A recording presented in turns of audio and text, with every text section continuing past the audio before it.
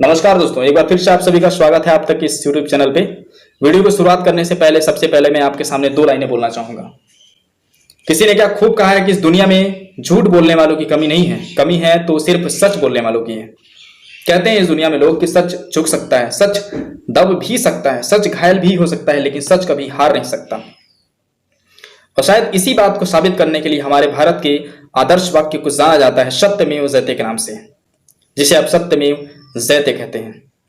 मतलब होता है सत्य विजय है, सत्य अमर है और सत्य की हमेशा जीत होती है। आगे और भी कुछ कहूं इससे पहले मैं महाराष्ट्र की पुलिस सरकार के लिए तालियां बजाना चाहता हूं। हो सके तो आप भी बजाइए। आखिर इतनी हरामखोर पुलिस कैसे हो सकती है? पुलिस तो जनता जनार्दन के लिए होती है ना, उसकी रक्षा के लिए होती है। लेकिन महाराष्ट्र की पुलिस रक्षक ही नहीं, भक्षक है। सुशांत सिंह राजपूत का केस जब सीबीआई में नहीं था तब महाराष्ट्र सरकार को दिक्कत थी। अब जब ट्रांसफर हो चुका है सीबीआई को तब भी महाराष्ट्र को दिक्कत है। महाराष्ट्र सरकार के लल्लू नेता, महाराष्ट्र के शिवसेना के अध्यक्ष अनिल देशमुख को से जिसने मीडिया ने 3 बार सवाल जवाब किए, आखिर आप सुशांत सिंह राजपूत के केस को सीबीआई को आखिर क्यों नहीं देना चाहते हैं? इस पर ऐसे नेताओं का जवाब आता है कि सुशांत सिंह राजपूत का केस सीबीआई को देने लायक है ही नहीं। वो महाराष्ट्र की पुलिस सरकार कर सकती है और इसमें सक्षम है और योग्य है। लेकिन जनता जानती है महाराष्ट्र की सरकार ने शुरू से ही सुशांत सिंह राजपूत के केस को अपने हाथ में लिया था और उसने सुशांत सिंह राजपूत से जुड़े सबूत हो या फिर दिशा सालियान से जुड़े हुए सारे सबूत हों, उसको मिटाने, जनता को भटकाने और सुशांत सिंह राजपूत के केस को सीबीआई में नहीं दिए जाने का भरसक और पुरजोर प्रयास किया। पूरा दम लगा दिया महाराष्ट्र की सरकार ने। खैर, जैसे तैसे सुशांत सिंह राजपूत का केस सीबीआई तक पहुंच ही गया है। लेकिन अभी भी अगर आप ये सोच रहे हैं कि सुशांत सिंह राजपूत को न्याय मिल गया, आप तो बिल्कुल गलत सोच रहे हैं। क्योंकि सुशांत सिंह राजपूत का केस केवल सुशांत सिंह राजपूत से ही नहीं जुड़ा है, बल्कि उन सभी लोगों से जुड़ा है जो महाराष्ट्र की मुंबई नगरिया में एक्टर बनने आए थे और उन्होंने अपनी फांसी लगाकर जान दे दी या फिर उनकी हत्या कर दी गई। आप थोड़ा पीछे जाकर देखिए, सुशांत सिंह राजपूत ही नहीं, ऐसे कई दिग्गज हमारे फिल्मी दुनिया के सितारे हुए जिन्होंने मुंबई नगर में फांसी लगाकर अपनी जान दे दी। यह फांसी थी या आत्महत्या, अब आप खुद समझ लीजिए। जब सुशांत सिंह राजपूत का केस भारत के करोड़ों लोगों ने, हर एक व्यक्ति ने गुहार लगाई, तब जाकर सीबीआई जांच तक उनका केस पहुंचा। तो इस बात में कितनी गारंटी है कि अभी तक जितने फिल्मी सितारों की मौत का मामला सामने आया था उन्होंने आत्महत्या ही किया होगा? क्या यह नहीं हो सकता कि जिस तरह से आज जो मुंबई पुलिस सुशांत सिंह राजपूत के केस को आत्महत्या बता रही है, बीते कुछ वर्षों में जितने भी एक्टर हैं, चाहे वो दिव्या भारती हो, मोना खन्ना हो या फिर परवीन बॉबी हो, जिनकी मृत्यु 2005 में हो गई थी, और तब तक परवीन बॉबी की मृत्यु कैसे हुई है ये अभी तक बिल्कुल रहस्य बना हुआ है, अभी तक बिल्कुल खुलासा नहीं हो पाया है। अभी तक मुंबई पुलिस इसको सुलझा ही बिल्कुल नहीं पाई है। तो इस बात की गारंटी क्या है कि बीते कुछ वर्षों में इन दिग्गज फिल्मी सितारों ने अपनी जान गंवा दी, इसके पीछे मुंबई पुलिस का हाथ नहीं होगा? मुंबई पुलिस ने इसको आत्महत्या करार दिया, जबकि इन लोगों को भी सुशांत सिंह राजपूत की तरह मारा गया होगा और केस की फाइल बंद कर दी गई होगी।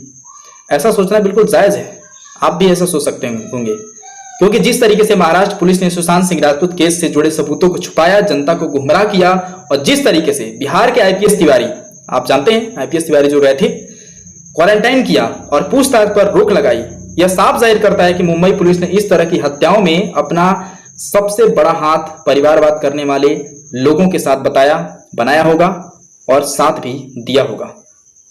सुशांत सिंह राजपूत का केस सीबीआई में चले जाने के बाद महाराष्ट्र कैबिनेट में अब खलबली मची हुई है। महाराष्ट्र कैबिनेट के मंत्रियों में 2 अलग-अलग बातें हैं। एक, अजमल खान का कहना है सुशांत सिंह राजपूत का केस सीबीआई को जाना चाहिए, सीबीआई को जाना चाहिए था उनका केस, और वहीं दूसरे मंत्री अनिल देशमुख का कहना है कि इस केस को सीबीआई की जरूरत ही नहीं है क्योंकि हमारे महाराष्ट्र की सरकार पूरी तरह से योग्य है। महाराष्ट्र में इसी बात को लेकर खलबली मची हुई है और कैबिनेट की आपातकालीन बैठक भी होने वाली है। अब आप यह सोचिए कि आखिर ऐसा क्यों हो रहा है? जब किसी का केस सीबीआई को जा रहा है तो महाराष्ट्र की सरकार में खलबली मच रही है, महाराष्ट्र की सरकार को दिक्कत हो रही है। आखिर क्यों? सीधी सी बात है कि महाराष्ट्र सरकार ने जिन सबूतों को छुपाया था, अब सीबीआई उनको बाहर लाएगी और महाराष्ट्र सरकार के ऊपर सबसे बड़ा तमाचा होगा। इस डर से महाराष्ट्र की सरकार बिल्कुल भी घबराई हुई है, बिल्कुल खौफ में है। ये तो सुशांत सिंह राजपूत का केस था। अब आपको जानकर बड़ी हैरत होगी और बड़ी अचंभा होगा कि आज से लगभग 7 साल पहले फिल्मी दुनिया की एक सितारा जिया खान ने भी अपना आत्महत्या की थी या फिर उसकी हत्या की गई थी। अभी तक हमारे महाराष्ट्र सरकार पर इस पर जांच कर रही है। अभी तक यह बात सामने नहीं आ पाई है कि जिया खान ने आकर आत्महत्या किया या फिर उसकी हत्या की गई थी। जिया ने राम गोपाल वर्मा डायरेक्टर फिल्म निशब्द में अमिताभ बच्चन के साथ एक्टिंग डेब्यू किया था शुरुआत में। आगे आमिर खान के साथ उन्होंने गजनी फिल्म भी बनाई थी और अक्षय के साथ हाउसफुल जैसी सुपरहिट फिल्मों में नजर भी आई थी। 3 जून 2003 को उन्होंने मुंबई में स्थित अपने फ्लैट में फांसी लगाकर आत्महत्या कर ली और बताया जाता है कि जिया भी पिछले कुछ समय से डिप्रेशन से जूझ रही थी और इसकी मुख्य वजह थी उनकी बिगड़ती पर्सनल और प्रोफेशनल लाइफ। अपनी मौत से 2 दिन पहले, केवल 2 दिन पहले जिया एक तमिल फिल्म का ऑडिशन देने गई थी, लेकिन वो फिल्म उन्हें नहीं मिली। दूसरी तरफ वो एक्टर आदित्य पंचोली के बेटे सूरज पंचोली के साथ रिलेशनशिप में थी। जिया की डेथ के 4 दिन बाद उनके कमरे में से 6 पन्ने का एक सुसाइड नोट बरामद हुआ था जिसमें उनकी प्रेगनेंसी और अबॉर्शन जैसी बातें सामने आई थी। इस मामले में एक्टर सूरज पंचोली से बात की गई थी। ये मामला अभी भी कोर्ट में है। आज से 7 साल पहले की मैं बात बता रहा हूं। अब आप सोचिए सुशांत सिंह राजपूत का केस क्या होता। जिया खान का जो मामला है अभी तक कोर्ट में ही चल रहा है, मतलब आज से लगभग 7 साल पहले की बात है।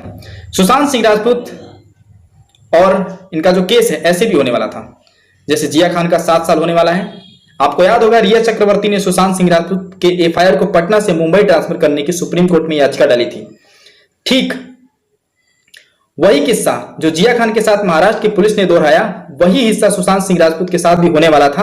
केस लगातार सालों साल चलता रहता है और ये चलता रहता और कोई भी निर्णय सामने नहीं आता। इस केस को आत्महत्या घोषित कर दिया जाता, लेकिन शुक्र है हमारे भारत के लोग जिन्होंने आवाज उठाई और आज सुशांत सिंह राजपूत का केस सीबीआई को चला गया है और महाराष्ट्र सरकार में बिल्कुल खलबली और अफरा तफरी मची हुई है। कैबिनेट में तब फूट पड़ा हुआ है, मंत्री अलग अलग बातें कर रहे हैं। सीबीआई को जांच जाना चाहिए था, सीबीआई को नहीं जाना चाहिए था, ऐसी बातें सामने आ रही है। महाराष्ट्र सरकार ने सुशांत सिंह राजपूत केस को भटका करके जनता जनार्दन ने अपना पूरी तरह से विश्वास बिल्कुल खो दिया है।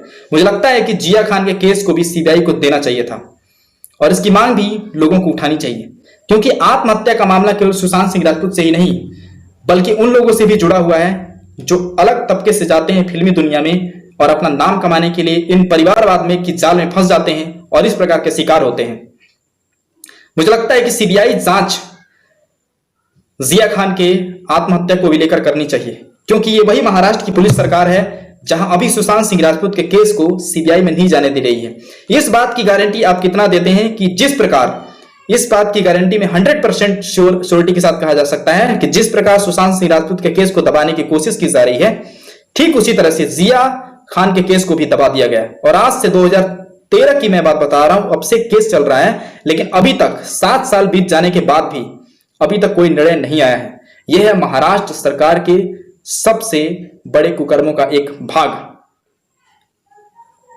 अब आप सोच सकते हैं, देश के तमाम अलग राज्यों से हर एक लोगों ने इस बात को सीबीआई के लिए मांग उठाई, तब जाकर सुशांत सिंह राजपूत का केस सीबीआई को पहुंचता है। अन्यथा यह केस भी केवल जिया खान की तरह होने वाला था और मुझे लगता है कि जिया खान के केस को भी सीबीआई को देना चाहिए और उस फाइल को खोलनी चाहिए। आज से लगभग 2013 वो केस लगातार चलते जाएगा और इसमें कोई भी निर्णय सामने नहीं आएगा।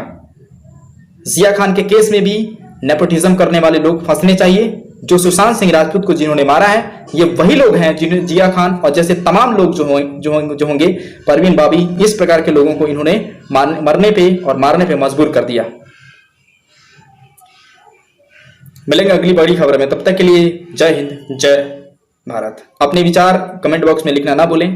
आपको क्या लगता है कि फिल्मी दुनिया के नेपोटिज्म के कारण जो जिया खान की जो मृत्यु हुई थी वो भी एक आत्महत्या नहीं बिल्कुल हत्या थी? और ठीक उसी प्रकार से सुशांत सिंह राजपूत का केस भी वही होने वाला था। आप जिया खान का केस सर्च करिए, 2013 का ये मैटर है। आज से 7 साल 2020 चल रहा है और वो केस लगातार ही चलते जा रहा है। ऐसा क्यों है? क्योंकि वो केस अभी तक सीबीआई तक पहुंचा नहीं और वो लगातार ही चलते जाएगा। 7 साल हो गए, 7 साल। और ये केस भी, सुशांत सिंह राजपूत का केस भी उसी तरह बिल्कुल भी होने वाला था। इसमें मुंबई सरकार, उसकी पुलिस चारों तरफ मिली हुई है इसमें। वीडियो काफी लंबा हो गया, तब तक के लिए इजाजत दीजिए। जय हिंद।